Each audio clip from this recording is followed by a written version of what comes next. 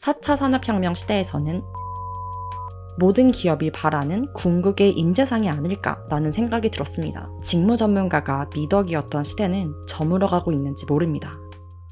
곰사원은 곰대표.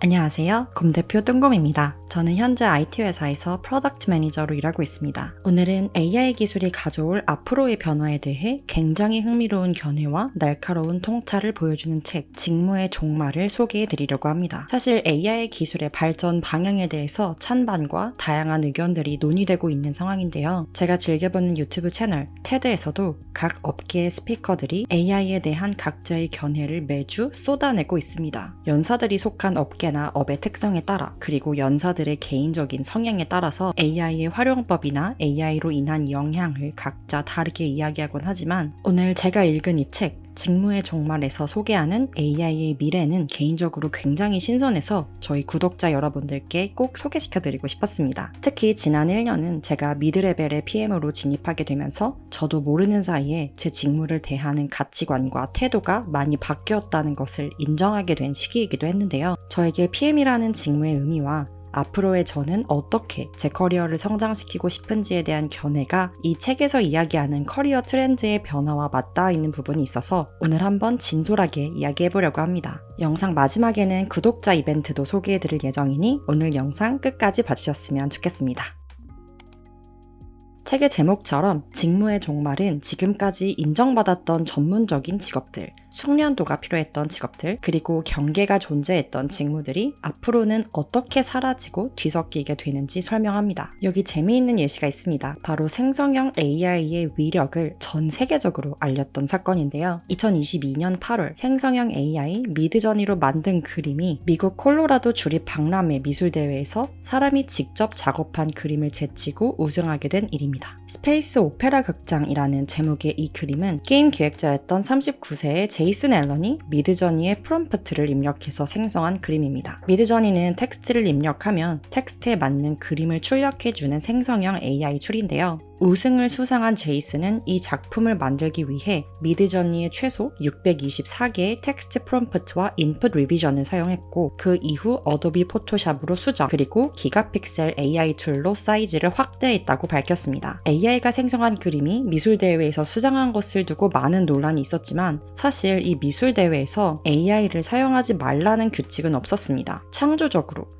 디지털 기술을 사용하는 어떠한 예술적 과정도 허용된다고 명시되어 있었죠. 제이슨 역시 자신은 규칙을 위반하지 않았으므로 나의 수상에 대해 설명하거나 사과하지 않을 것이라고 밝혔습니다. 실제로 이 작품을 심사했던 2명의 심사위원은 미드저니가 인공지능 툴인지 심사 당시 알지 못하긴 했지만 만약 알았다고 했더라도 여전히 이 작품을 수상작으로 선정했을 것이라고 인터뷰했습니다. AI가 생성한 작품 역시 예술로 인정하겠다는 의견을 밝힌 것이죠. 이 예시는 이전까지는 인간만이 가능하며 고유하다고 여겨왔었던 창조성 역시 AI가 모방할 수 있는 영역이라는 것을 보여준 사례입니다. 저는 이 사례를 보고 사진기의 발명과 3D 애니메이션 스튜디오 디즈니가 떠올랐는데요. 사실 이미 우리는 신기술로 인해 우리가 과거에 마땅히 그래야만 한다 라고 믿었던 예술의 범위가 달라지거나 확장되는 경험을 했습니다. 1893년 사진기가 발명되기 전까지 화가들은 사실을 있는 그대로 재현하는 것에 몰두해 왔는데요. 사진기의 발명 이후 화가들은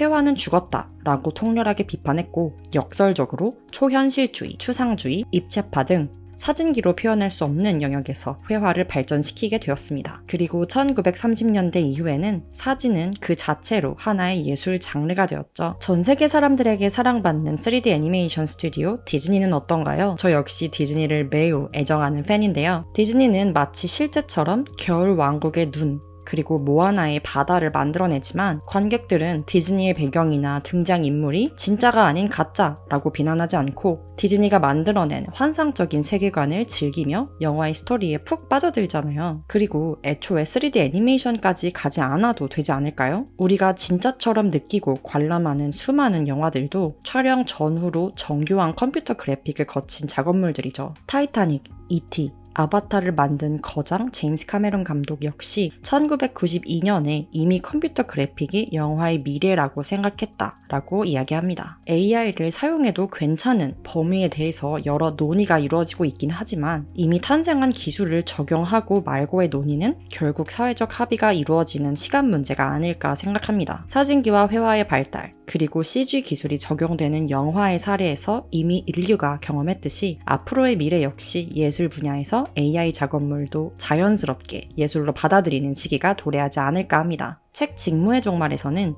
창조적 역량이 필요한 직무뿐 아니라 고소득 전문직 역시 AI로 대체될 직업으로 꼽고 있습니다. 특히 전문직은 날카로운 분석력과 풍부한 지식이 필요한 분야가 대부분인데 이는 사실 AI가 인간보다 훨씬 빠르고 정확하게 수행할 수 있는 영역이기도 하죠. 물론 전문가들이 기존의 업계 관행과 업무 영역을 기술이 일부 대체하는 데에 쉽게 동의할 것 같진 않습니다. 그러나 생각보다 기술은 많은 것을 더 빠르게 변화시킬 것 같습니다.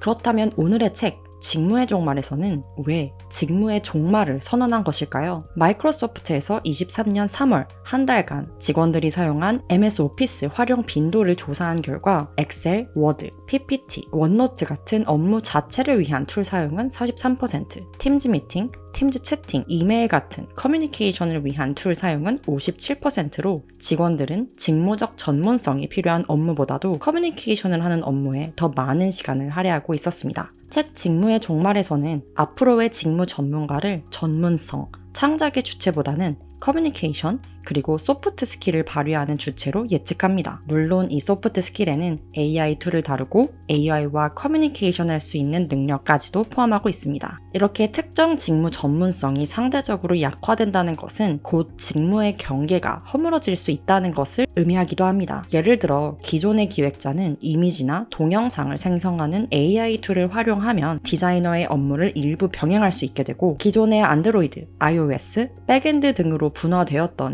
개발자들도 AI를 통해 풀스택 개발자로 일하거나 다양한 개발 언어를 넘나들며 일할 수 있게 되었다는 것이죠. 이런 트렌드는 긱워커, 엔잡러가 늘어나고 있는 사회적 현상과도 잘 맞아떨어집니다. 사람들은 이제 기술을 잘 활용하면 혼자서도 많은 콘텐츠를 만들고 비즈니스 가치를 만들어낼 수 있습니다. 어떤 기술이나 지식을 습득하는 데 필요한 절대적인 시간이 줄어들었다는 것도 한몫합니다. 새로운 기술이나 툴을 사용해 보려면 유튜브에 검색만 하면 수많은 영상들이 친절하게 기초 지식부터 응용까지 앞다투어 지식을 전달해 주니까요. 즉 2024년을 살아가는 전 세계의 현대인에게는 특정한 회사의 정규직으로 속해서 아침 9시부터 저녁 6시까지 일하고 월급을 받아 생활하는 라이프 스타일만을 추구할 필요가 없어졌습니다. 하나의 회사에 정착할 필요도 하나의 직무에서만 성장해야 할 필요도 없죠. 실제 엠브레인에서 조사한 직업 가치관 인식 조사에 따르면 연령층이 낮은 20대, 30대일수록 최대한 다양한 직무 및 업무 경험을 쌓고 싶다고 응답했습니다. 또 하나의 직업을 추구하기보다는 다양한 대안을 생각 중이다 라고 응답했죠. 저는 이 대목에서 개인적으로 굉장히 공감을 했는데요. 제가 5년차 이상의 미들 레벨에 접어들면서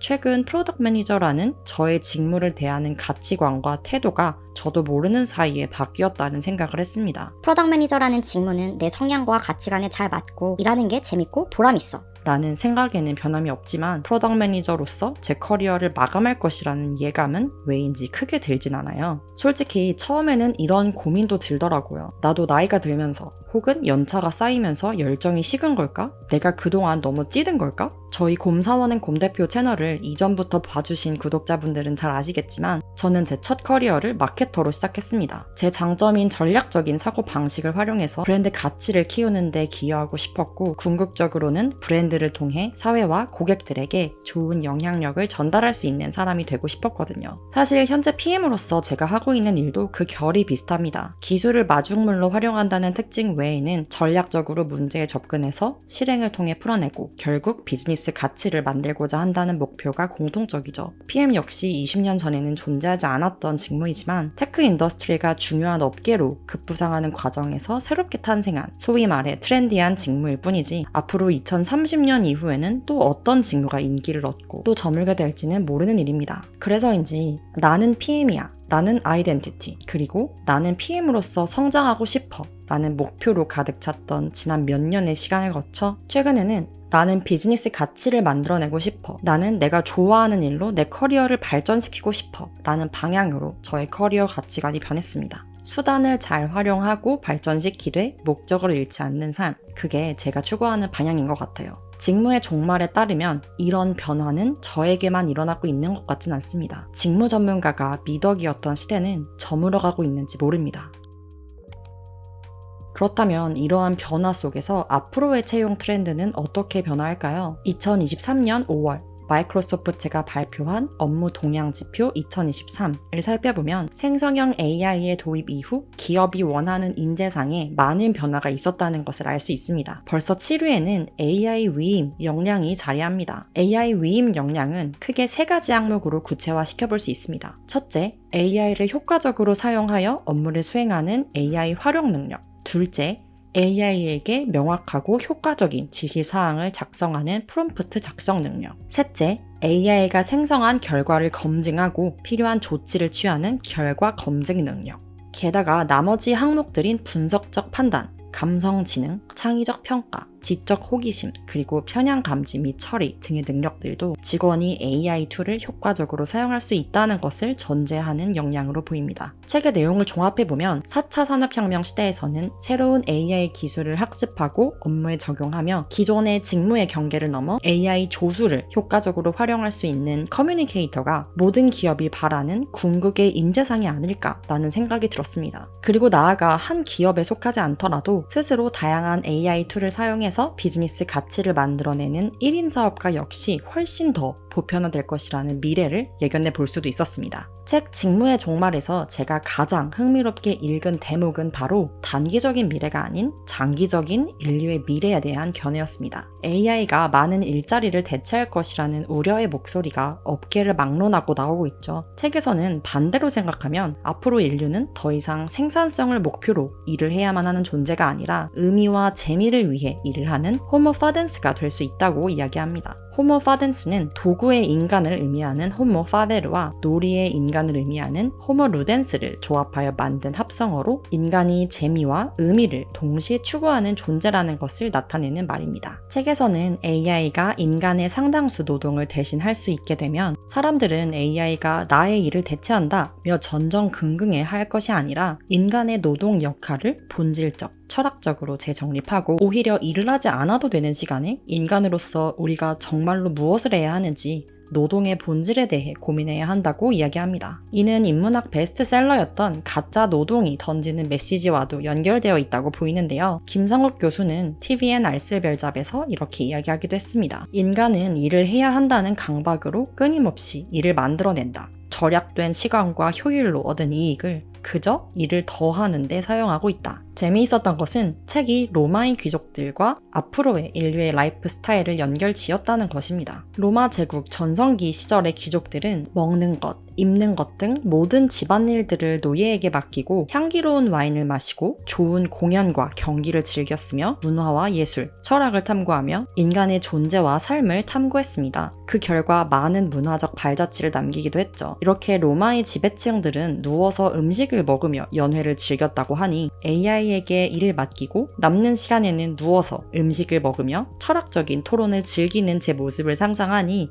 절로 웃음이 나더라고요. 물론 지나치게 긍정적인 그리고 이상적인 청사진일 수도 있겠지만 우리가 채 100년이 안 되는 생애에서 무엇을 목적으로 살아야 할까를 고민해 보았을 때 저는 9시부터 밤 6시까지 일하는 직장인으로 살아가는 것을 목적으로 태어난 사람은 없다는 생각이 들었습니다. 또한 사회학적 시각으로 접근했을 때 열심히 근면 성실하게 일해야 한다는 현대의 노동 윤리 역시 애초에 노동 계급과 부르주아 계급 간 차별을 정당화하고 노동 계급에게 노동 윤리를 내면화시키기 위한 헤게모니의 일부라는 학문적 설명도 있죠. 그래서인지 저는 이 책에서 내 일자리, 직업이 AI에게 빼앗긴다 라는 프레임이 아니라 AI가 내 일을 대신해주고 나는 가짜 노동을 하던 시간을 되찾는다 라는 프레임이 신선하게 느껴지더라고요. 여러분도 직무의 종말, 이 책을 읽어보시고 장기적으로는 앞으로 어떤 모습으로 인류가 살아가게 될지 고민해보시면 좋을 것 같습니다. 오늘은 이렇게 책, 직무의 종말을 소개해보았는데요. 오늘 영상 재미있게 보셨나요? 제가 굉장히 흥미롭게 읽은 책 직무의 종말을 직접 읽어보고 싶은 분들을 위해 구독자 이벤트를 준비했습니다. 이 책을 읽어보고 싶은 이유를 오늘 영상에 댓글로 남겨주시면 추첨을 통해 총 5분께 선물로 보내드리려고 합니다. 좋은 책을 선물할 수 있도록 지원해주신 출판사 파제트에 감사드립니다. 그럼 오늘 영상은 여기에서 마무리해보려고 하고요. 앞으로도 저희 채널에서는 커리어와 성장에 대한 다양한 내용으로 인사드리겠습니다. 감사합니다. 지금까지 곰대표 똥곰이었습니다.